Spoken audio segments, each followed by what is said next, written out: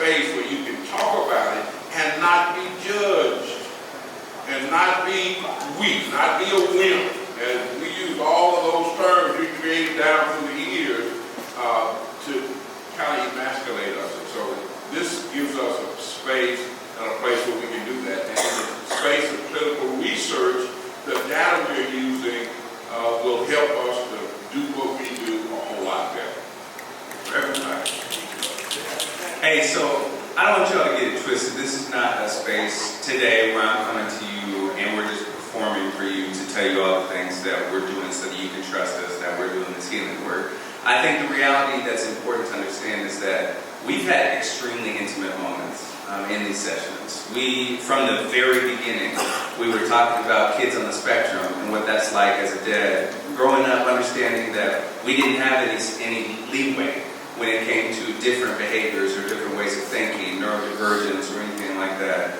We've been talking about things all the way from child support and the traumas of that, and the realities of the ways that we interpret them into our bodies and then push them out to people that are closest and safest for us, and the ways that hurts them. We've talked about all kinds of traumatic abandonment issues. We've talked about the way that anger is a surface level feeling and emotion, and that a lot of it is feeling put out, abandoned, scared, not enough, all the things that within the structures of anti-blackness and things like that, we as black men are not able to be those things without being perceived and then treated in such a way, scaring us to death, forcing us to be more robotic, monster, beast tropes, rather than just being like, hey, I'm scared and I want my kids to be alive. I want to do a good job for my partners. I want to heal so that the things and the cycles that have perpetuated don't stop, right? Because we deserve to feel safe in our homes. Because all of us didn't feel safe in our homes in one way or another. And so I think especially as black men, it's super important that we say the quiet things out loud in these groups with each other and sit with it, right? There's been some awkward moments. One thing that I do as a therapist is I sure don't like quiet. I tell you what, also as a person, but my growth and our growth is sitting in that moment and letting people really sit with the implications of the things they either say or that other people say and how that resonates within our narratives. Does that make sense? I think that it's super important that we show up authentically, and in these sessions, they really do. They really show up authentically. It's not fun or easy to talk about things that suck, right? It's not fun. We don't like it. We're not coming in talking about, I'm so excited to talk about all these terrible things that happen. No, we're not excited about that. However, when we show up and we're able to be like, hey, Reverend Carter, James, Ladarius, I know you got me. I want to tell you something about one time I couldn't be solid and how scary that was. And when I overreact for my kid, it's because of how scared I was when I was growing up, when I experienced this, and I'm just pushing it forward without even understanding. That is so intimate, right? The platonic intimacy that we're able to create in these spaces is paramount. Community is everything, especially now. We are all we got. And so being able to show up and invite other people who are struggling into a space so that we can love on each other and not so we can, hey, come here so I can call you out. You can sit in some of this shit and really feel bad about it, right? Is so loving. And we deserve that. It's not a space where we come in and we're like, man, I hate my baby mama, man. I don't like her, man. She be pissing me off every day, dog. No, it's like, hey, how can I love my kid and co-parent? How can I do better for myself? How can I, instead of putting a shell on immediately, defend itself immediately, be like, hey, that hurt my feelings, bro. Like, how can we actually talk about things, right? Because that allows us to show up authentically as we are, rather than what we've been socialized, conditioned, and shamed into being. Does that make sense? Yeah, so don't get it twisted. We really doing some stuff here, okay? I didn't really know what it was at first, or why my voice was like that. So it made it real to see other people experiencing, other men experiencing the things that I went through. I just kind of navigated through it, tried to figure it out, not knowing, well, am I I just thought some of the things they were just being defiant because I didn't understand what was going on. So it made me feel pretty good to realize that other people have experienced what I went through and were able to express and talk about it. So the group really brings a sense of community, and like I stated before, if it was something, this is something I wish I had as a younger man. That's a perfect segue. You know, I think the reality of that conversation also, it was so beautiful because we got to hear and say that, oh, they're not broken. You're good. You're welcome here. This is a space for you. All right? You're not. And so the understanding that we have as men that we don't even think about is that assimilation and following the rules has been so important that when anybody, you know, moves outside of those or acts or things differently, we feel something viscerally because of what we've gone through and be like, oh, my parents would have beat the hell out of me for that. Oh, they would have took me out of there for that. Oh, I would have gotten in trouble for that. Instead, we welcomed them in, said, let's get some pizza. We celebrated them. We enjoyed. There was like 4 or 5 people that have been affected. I have a little brother that's on the spectrum as well. I mean, we all have been touched by that. And the understanding that it's not that it wasn't a part of the conversation, it's that it absolutely was a part of our narrative, right? And to be celebrated rather than scorned. Because none of us have all the answers. It takes a community to raise kids, especially kids that are on the spectrum, especially kids that are neurodivergent. Most of us, it's genetic. Hello? So we're raising us too. Talking about, I wonder why my kid does that. Baby, you was jumping on the trampoline on your head for 2 hours a day. Come on, man. Yeah, be for real. So, you know, I think at the end of the day, what these things do and these conversations do is it opens up the ability to have a conversation about, ooh, that was me. Before they hurt me. And before I had to mask so hard that it ruined everything I loved and cared about. Okay? So, when we allow kids to be who they are, we also do our own childhood healing work at the same time. And that's why it's so impactful. Right? I just feel like any emotion that you have, you're having it because you care about something. And so in that group, we were loving actively on these kids. But we're also talking about ADHD and medication, right? Which is a huge hot topic in the black community, right? We just over-medicating people. Yeah, baby, some people need meds, all right? Hello? All right. Yeah, so, I mean, I was on meds for 20 years, and I stopped in my doctoral program. Some people say, ooh, and I got double honors, okay? Yeah, so don't piss me off.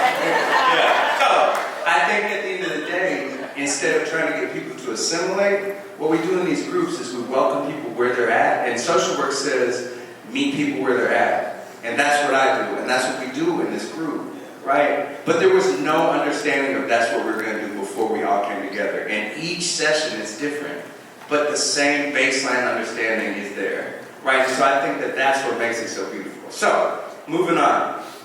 Can you describe a conversation like the Darius was talking about that you've had through Father's Matter 2 that you wish you had space to discuss when you were younger?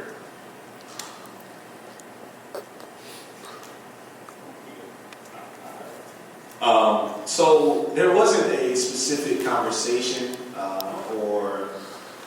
no specific conversation that really stood out. But for me, from my perspective is, I'm the 9th born out of 12 children. We had the same mom and dad. And so all... Shut up. And I felt like Kevin Hart just said, hey, chill. This is how the conversation go at the bars, right? Somebody say something wild. We may wait if it's like real deep, we may wait to make the joke, but it happens. The joke is going to happen in that day. But within that perspective, 9 out of 12, 8 brothers, 4 sisters. And so a lot of the conversation I had to have was with my family. And most young people, like, I go to school, kicking with my people. I was homeschooled until I went to college. And so a lot of the conversations that I would have would be with my family members, and there's always this tendency to be hesitant to be completely honest with those individuals. So not a conversation, but just the space. Like the space, well, I know I'm grateful for it. I was able to navigate life and done well. But that space to have just like bros that are not like super connected to you, where you feel and have the freedom to be who you are and speak what you need to speak. And so that was the most thing that stuck out for me throughout this process. For me, being as old as I am, and I'm proud of how old I am, that ain't no downplay at all. But I came up in the macho man time. You know, when you had to, hey, you know, my dad would say, if you don't act like a man, which is the way we termed it, then I'm going to disown you. And so we grew up kind of with that. And so this stuff kind of came full circle for me. And I guess my whole genesis and did this whole thing with the barbershop. Somebody might ask, why the barbershop?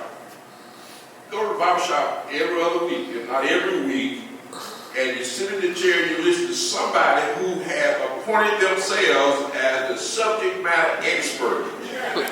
Every time I go to the barbershop, they solve all of the world's problems. They know what the legislature ought to do. They know what they ought to be doing with medicine. They know what the basketball team, the football, they know how to solve all of that. And during COVID, we realized that men, particularly black men, were getting their information about COVID, whether to be tested or whether to have vaccine, from the barbershop. Yeah. So we had this idea, Broderick and I would kind of talk about some things, and then Dr.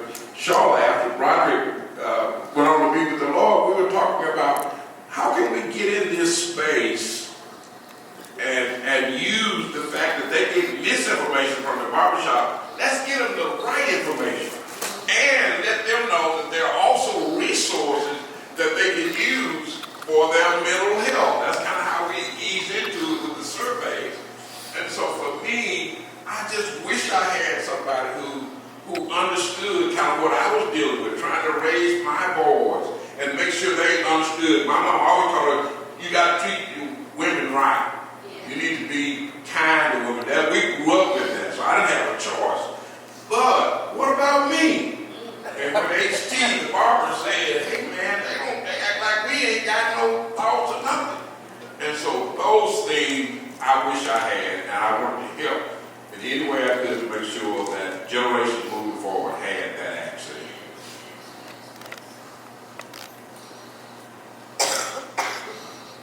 For me, it's not just one.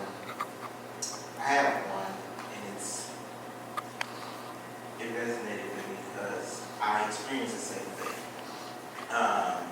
It was child support. I didn't know the rules. I just did what I was informed to do. I mean, me and my partner got back together, and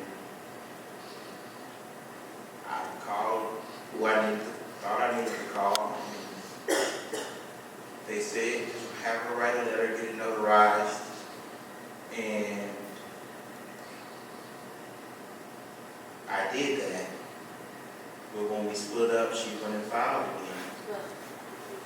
And they said because I didn't do it through the court, I owed arrears in child support. So at the time, I didn't know how to channel my anger. And I told them I was going to blow the place up because I was upset.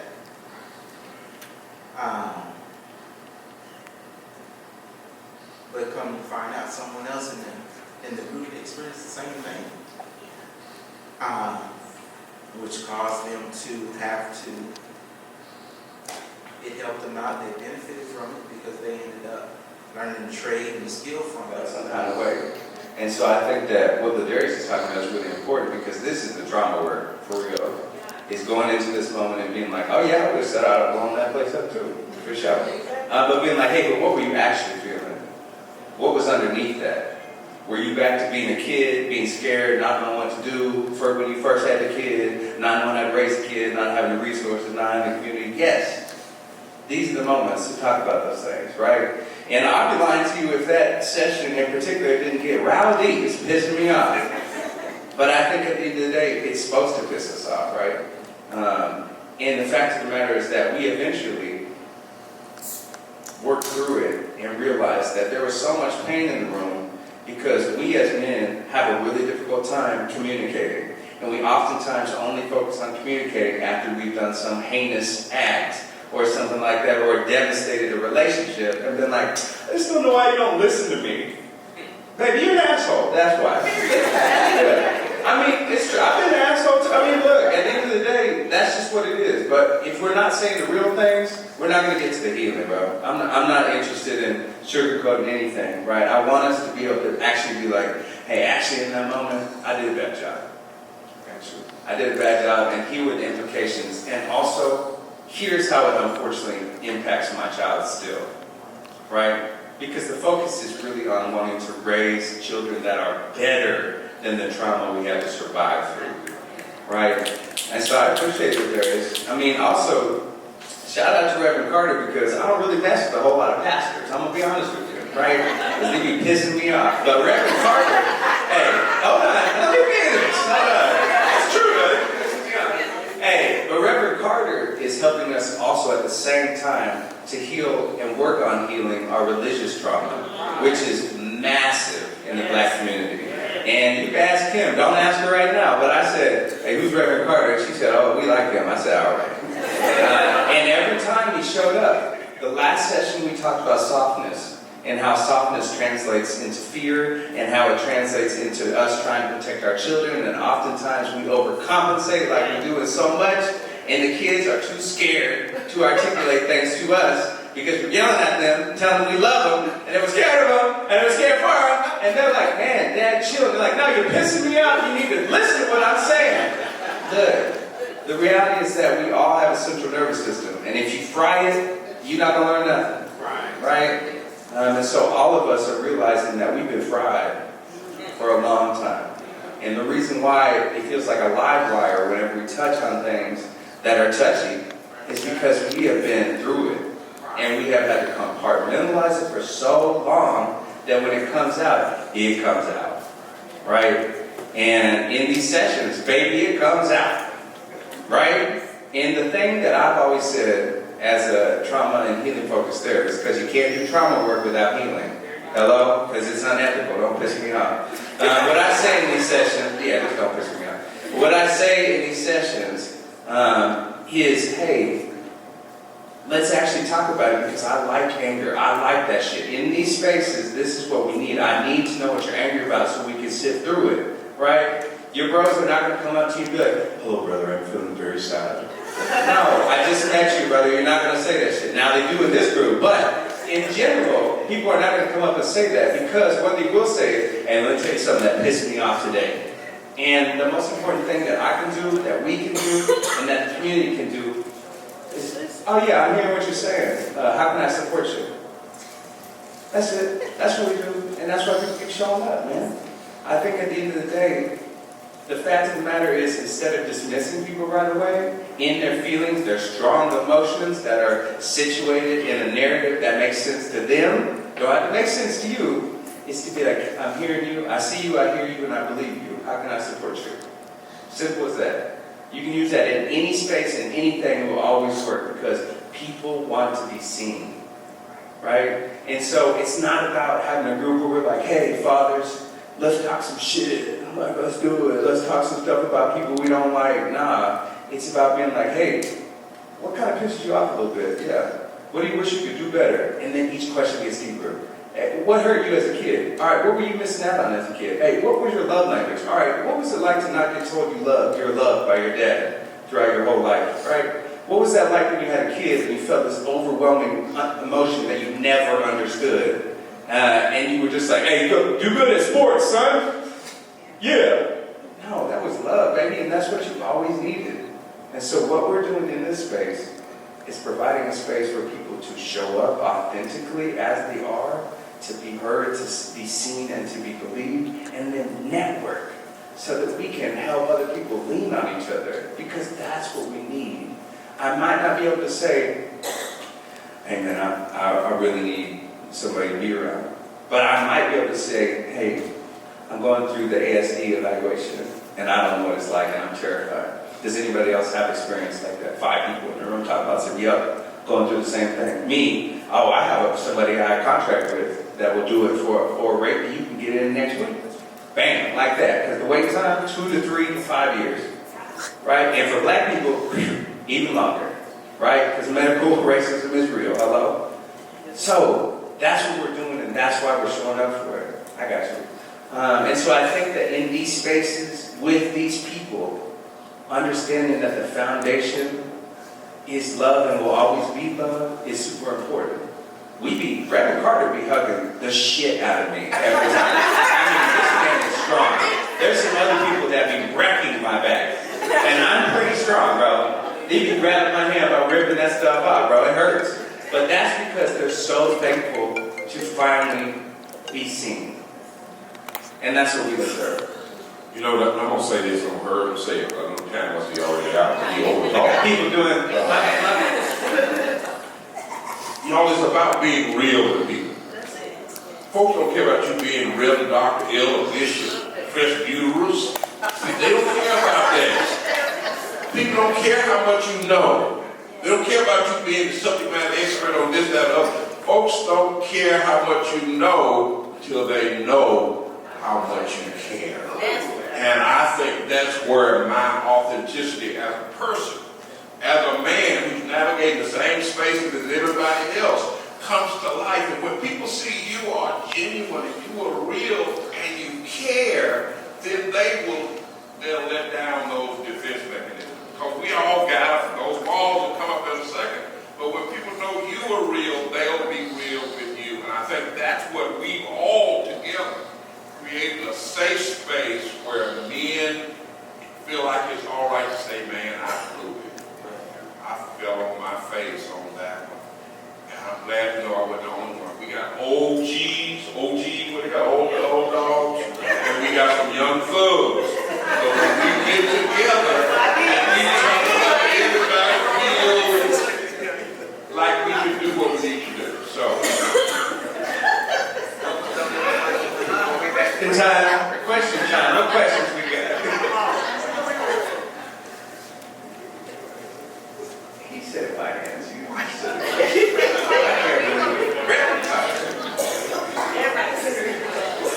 Hey, ain't you the keynote speaker of the question? Hold on.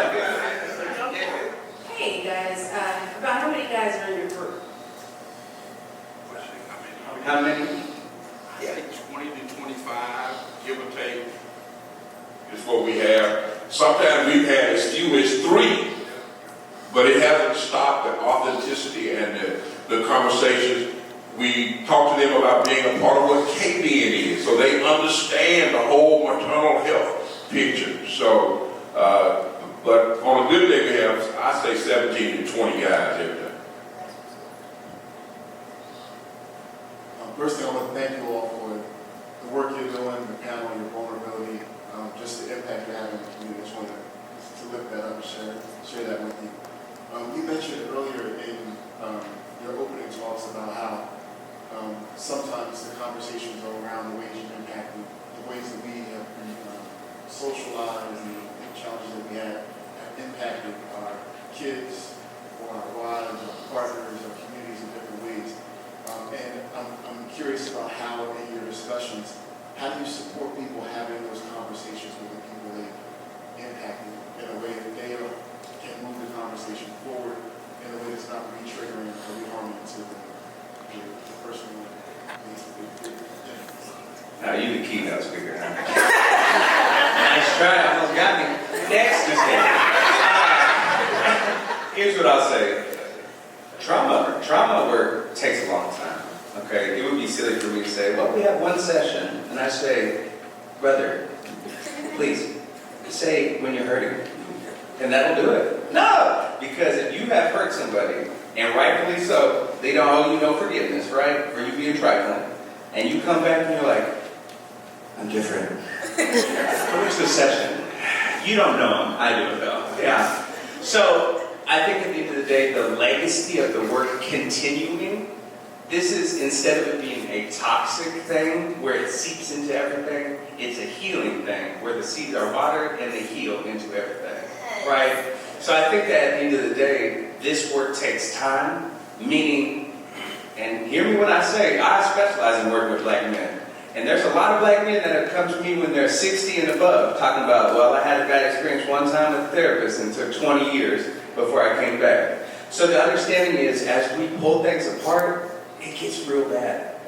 It gets super shitty. Trauma work sucks. It's not fun, right? That's why the healing work has to be there, because if you don't have enough joy in your life while you're pulling things apart, life will be awful and everybody will suffer, right? Because most of the things that we don't learn is the emotional intelligence to self-regulate, right? And so if I'm going through something and I'm lit up, my central nervous system is torched, and I feel like a live fire, let my son have a bad grade and see what happens, right? That's what happens, right? Instead of being like, I'm feeling a lot right now. Son, I love you. Can you give me 5 minutes? I need to buffer a little bit. I need to do a little bit of decompression. So most of the things that we need to learn about is to take a moment and understand that taking a moment also is a weakness, right? I'm going to get back to that. But the reality is that having these conversations requires consent, right? So you have to ask the other person you're trying to talk to if they have the capacity and the willingness. And understand, just like consent, it can be revoked at any point. So if it's too much, understand, hey, thank you so much. We'll talk about it later if that's okay with you, right? So the understanding is trauma works in an ebb and flow way. It don't just go like this. It goes like a child painting or a drawing from me now. So I think that at the end of the day, it's really important to understand that this needs to be a living legacy and not just a single moment.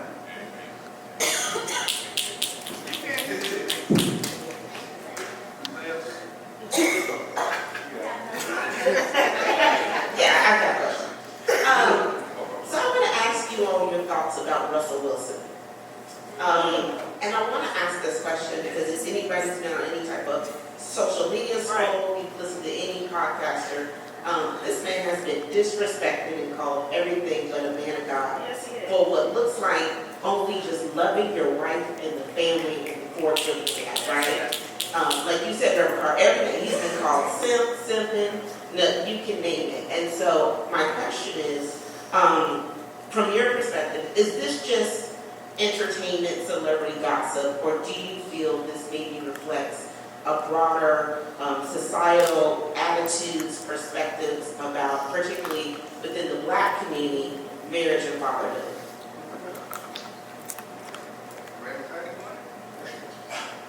Listen, I feel like when you're in that arena of having made it and you're on that field of doing whatever it is your endeavor is, you become a target. Again, it's like driving while black, living while black. You're held to a totally different standard.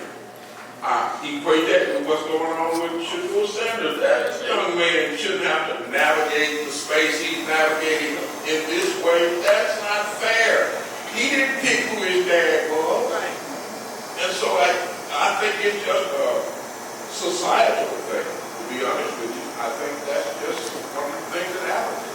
They're rich, they're successful, but we won't keep them down in some kind of way. It's not the same. When it's up, I shouldn't call names, I won't call them. The Steelers had a quarterback who had a crazy history of how he treated women. You don't hear about it at all. I didn't talk about his name. You know what I'm saying? It's not fair. Deshaun Watson, it was awful. It was awful. What he did was bad, but he wasn't the first one. But look at how he was treated compared to who's the kicker, the best kicker that ever kicked. That just got let go. And he been doing this 8 years back in the day. And it just now came up.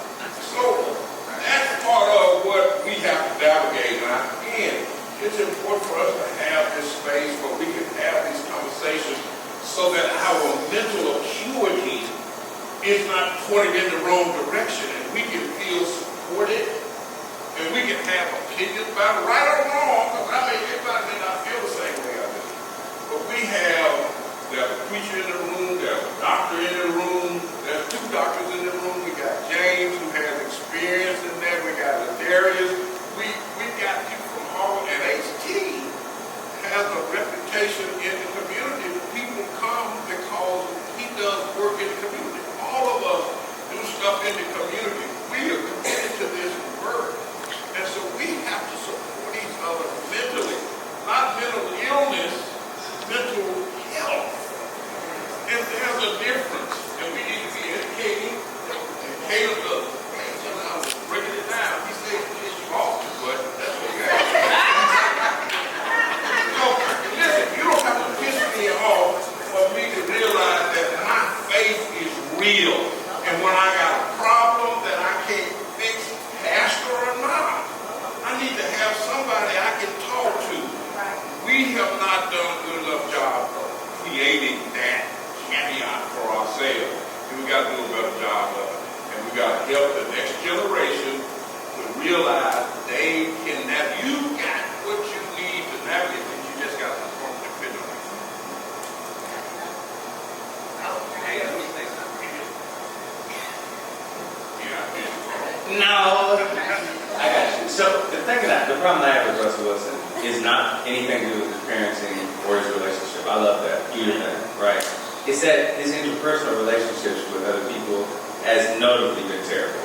He doesn't build relationships with people. He's kind of weirdo, right? And there's nothing wrong with being a weirdo. I'm a weirdo. But I think at the end of the day, if your social skills aren't great and you have difficult time building relationships with people and you have millions of dollars and you don't go to therapy to fix that, that's going to be something that I'm like, that's kind of weird.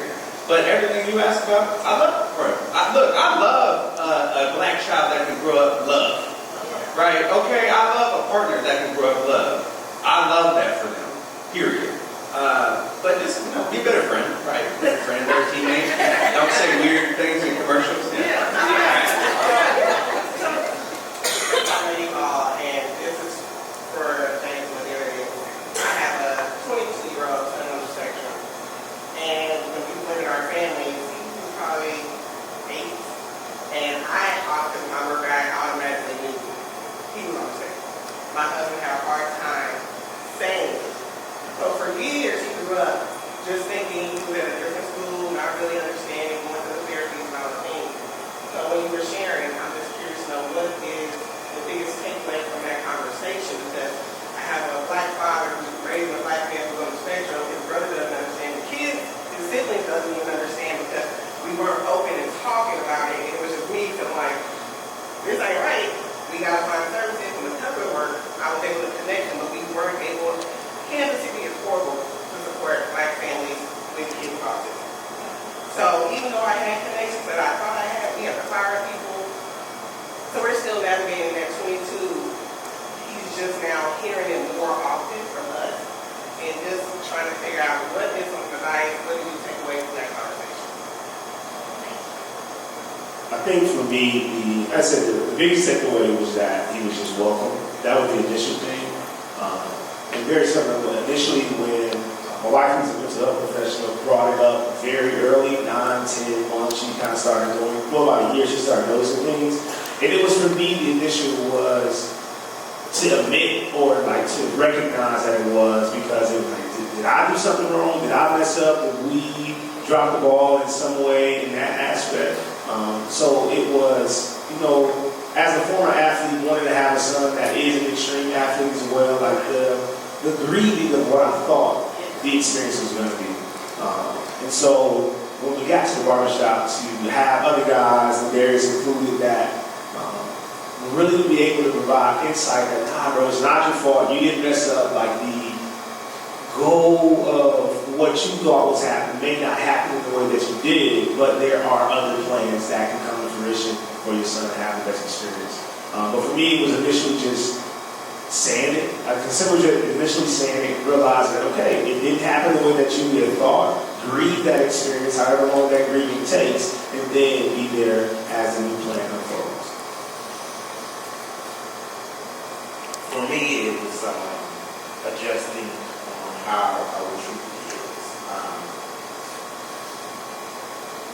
once I realized that you can't just treat them like they're everyone else.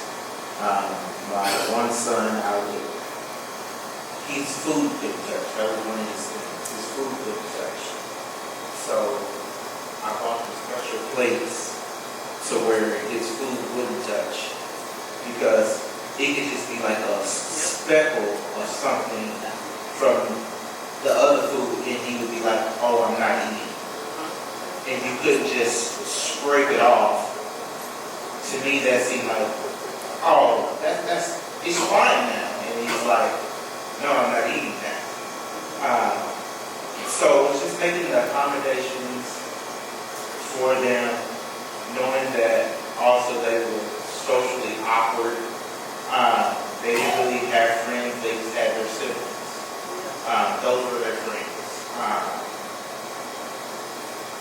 But my middle son, his thing was very intelligent. He would watch the History Channel. He could break down different types of guns for you, even though we didn't even have guns in the house. So just being able to have communication on the level that he wanted to have communication on. Not like me, I like sports, so we didn't have those conversations. His was on history stuff, because that's what he liked. My other son, he's more so like, he's real. He doesn't really have any friends to this day. They still live at home with me. They work regular jobs. The middle boy, he ended up getting married. I was surprised. I didn't even know he was talking to these young ladies. So a year after talking to her, and then a year after them being together, they ended up getting married. So I was surprised.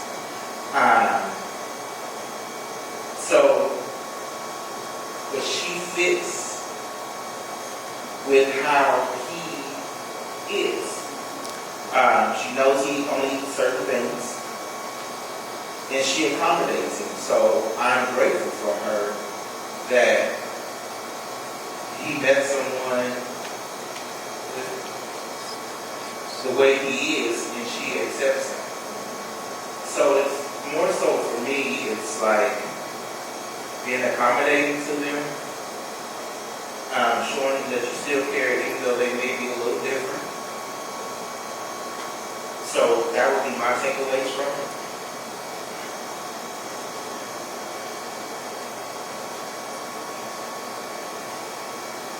Well, that's all we got. Let's give everybody a round of applause. Thank you all for coming. Thank you everybody for asking the questions. Thank you to my people up here doing the real work. And thank you for hosting us. Have a good day, y'all.